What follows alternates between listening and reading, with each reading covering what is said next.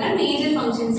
நம்ம breathing regulate பண்றதுக்கு, vital functions நிறைய விஷயங்கள் regulate பண்றதுக்கு இந்த pH வந்து பேலன்ஸா இருக்கணும். இந்த pH வந்து நார்மல் ரேஞ்ச் வந்து யூரின் லெவலா இருக்கலாம் அப்படின்னா 4.5 to 8 இருக்கணும். இதே வந்து லோ pH ஆ இருந்ததுன்னா பேஷண்ட்டுக்கு வந்து ஹை புரோட்டீன் டயட் இருக்காங்க, ஸ்டார்வேஷன்ல இருக்காங்க, மெட்டபாலிக் அசிடோசிஸ் இருக்குன்னு அர்த்தம். இதே ஹை pH ஆ இருந்ததுன்னா யூரினரி ட்ராக்ட் இன்ஃபெக்ஷன் இருக்குன்னு அர்த்தம். புரோட்டீன் வந்து நார்மலா யூரின்ல வந்து less than 150 mg per day வந்து ரிலீஸ் ஆகலாம். இதே புரோட்டீன் யூரியானா எக்ஸசிவா புரோட்டீன் வந்து என்ன ஆகுது யூரின்ல வந்து ரிலீஸ் ஆகுது. அப்படி 300 mg க்கும் அதிகமா ரிலீஸ் ஆச்சு அப்படின்னா டயபெட்டிக் நெஃப்ரோபதி லோ டிசீஸ் இருக்குன்னு அர்த்தம். நெக்ஸ்ட் வந்து பாத்தீங்கன்னா குளுக்கோஸ். நார்மலா யூரின்ல குளுக்கோஸ் எக்ஸ்கிரீட் ஆகலாமா? ஆகக்கூடாது. அப்படி எக்ஸசிவா குளுக்கோஸ் எக்ஸ்கிரீட் ஆச்சு அப்படின்னா உங்களுக்கு என்ன இருக்குன்னு அர்த்தம்னா அன்கண்ட்ரோல்டு டயபெட்டிஸ் மெலிட்டஸ் இருக்குன்னு அர்த்தம். நார்மல் பேஷண்டோட யூரின் எக்ஸாமின் பண்ணா அவங்க யூரின்ல குளுக்கோஸ் இருக்காது. இதே அந்த பேஷண்டோட யூரின்ல குளுக்கோஸ் பிரசன்ட் ஆயிருக்குது அப்படின்னா அன்கண்ட்ரோல்டு டயபெட்டிஸ்ல இருக்காங்கன்னு அர்த்தம். ஸோ நம்ம இந்த டயபெட்டிஸை ட்ரீட் பண்ணனாலே ஆட்டோமேட்டிக்கா என்ன ஆயிடும், குளுக்கோஸ் ரிலீஸ் ஆகுறது ஸ்டாப் ஆயிடும். இப்போ அந்த பேஷண்ட் வந்து இப்போ இந்த யூரின் டெஸ்ட்டை வச்சுதான் வேரியஸ் கண்டிஷன்ஸை நம்ம டயக்னோஸ் பண்ணலாம். இப்போ urine test just for kidney function ரிலேட்டடான இல்லை கிட்னி டிசீஸ் ரிலேட்டடான விஷயங்கள் மட்டும் கிடையாது. இப்போ டயபெட்டிஸ் ரிலேட்டடானதும் சேர்ந்து இந்த மாதிரி மெனி கண்டிஷன்ஸ்க்கு யூரின் அனாலிசிஸ் வந்து ஹெல்ப்ஃபுல்லாக இருக்கும். அடுத்து கீட்டோன்ஸ். கீட்டோன்ஸ் வந்து they are produced during fat metabolism when glucose is unavailable. நம்ம பாடியில எனர்ஜிக்கு வந்து எது ஹெல்ப் பண்ணும்? இந்த குளுக்கோஸ் வந்து நார்மலா கிளைகோஜனா நம்ம பாடியில ஸ்டோர் ஆயிருக்கும். நம்ம எப்பாவது நமக்கு எனர்ஜி தேவை அப்படிங்கும்போது நம்ம ஃபுட் இன்டேக் எடுத்துக்கலாம் போது இந்த கிளைகோஜன் வந்து திரும்ப குளுக்கோஸா கன்வெர்ட் ஆகி நமக்கு தேவையான எனர்ஜி கொடுக்கும். இந்த குளுக்கோஸ் வந்து ப்ராப்பரா நம்ம பாடியில் இல்ல, நமக்கு இப்போ எனர்ஜி வேணும் போது குளுக்கோஸ் அன்அவைலபிளா இருக்கும்போது மட்டுமே கீட்டோன்ஸ் வந்து ஃபேட் மெட்டபாலிசம் மூலியமா ஜெனரேட் ஆகும். நார்மலா இது என்ன ஆகக்கூடாது, அதிகமா பாடியில இருக்கக்கூடாது. அப்படி அதிகமா பாடியில இருந்தது அப்படின்னா டயபெட்டிஸ். நெக்ஸ்ட் காம்பனன்ட் பாத்தீங்கன்னா பிலிரூபின். பிலிரூபின்றது என்ன? It is a yellow pigment.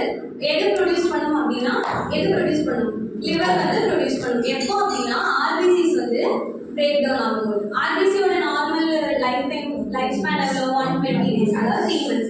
3 monthsக்கு அப்புறம் ஆர்பிசி வந்து டிஸ்ட்ரக்ஷன் ஆகி நியூ ஆர்பிசிஸ் ப்ரொடியூஸ் ஆகும். அந்த டிஸ்ட்ரக்ஷன் அந்த ப்ராசஸ் அப்போ ரிலீஸ் ஆகக்கூடிய பிக்மெண்ட் தான் வந்து பிலிரூபின். அது எக்ஸசிவா இருந்தா அந்த கண்டிஷன் நம்ம என்ன சொல்றோம், ஜாண்டிஸ்னு சொல்றோம். அப்போ லிவர்ல ஏதோ ஒரு டிஸ்ஃபங்க்ஷன் இருக்கு, லிவர் அஃபெக்ட் ஆயிருக்குன்னு அர்த்தம். ஸோ இந்த பாசிட்டிவ் பிலிரூபின் இருக்குதுன்னா லிவர் டிசீஸ் இருக்குன்னு அர்த்தம். அதுவும் இந்த யூரின் டெஸ்ட்ல வந்து நம்ம டயக்னோஸ் பண்ணலாம்.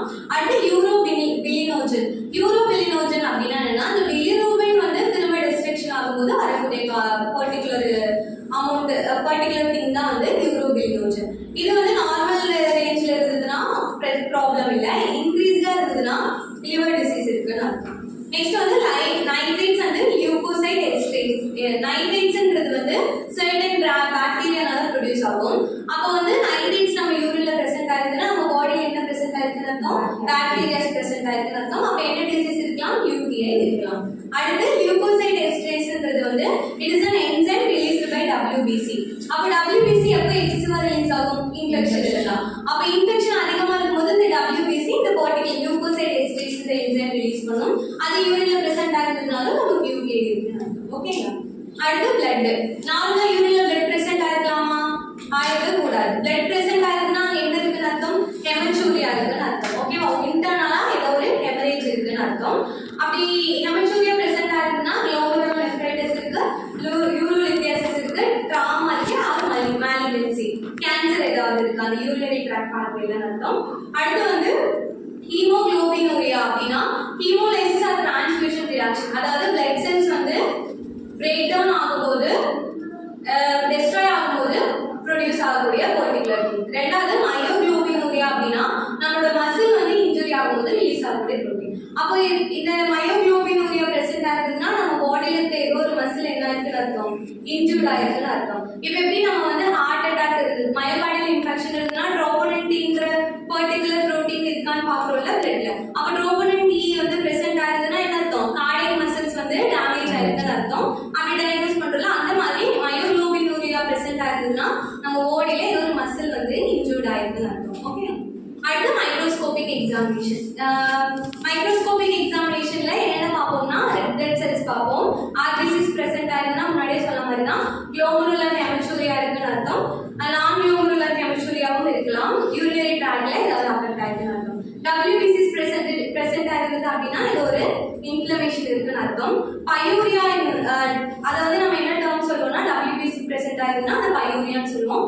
ஆர்பிசிஸ் பிரசன்ட் ஆயிருக்குன்னா அதை ஹெமச்சூரியான்னு சொல்லுவோம். அடுத்து கேஸ்ட்னா என்னன்னா formed by protein cells renal tubules வந்து present ஆயிருக்கு cylindrical structure. அதாவது யூரின் மைக்ரோஸ்கோப்ல பார்க்கும்போது cylindrical structures வந்து அதுக்குள்ள present ஆயிருக்கும். அது என்னன்னா இது எதனால செக்ரேட் ஆகும்னா proteins or cellsனால செக்ரேட் ஆகும். renal tubulesல கிட்னில ஏதாவது டிசீஸ் இருந்ததுன்னா மட்டும்தான் இந்த கிறிஸ்டல்ஸ் வந்து present ஆயிருக்கும்.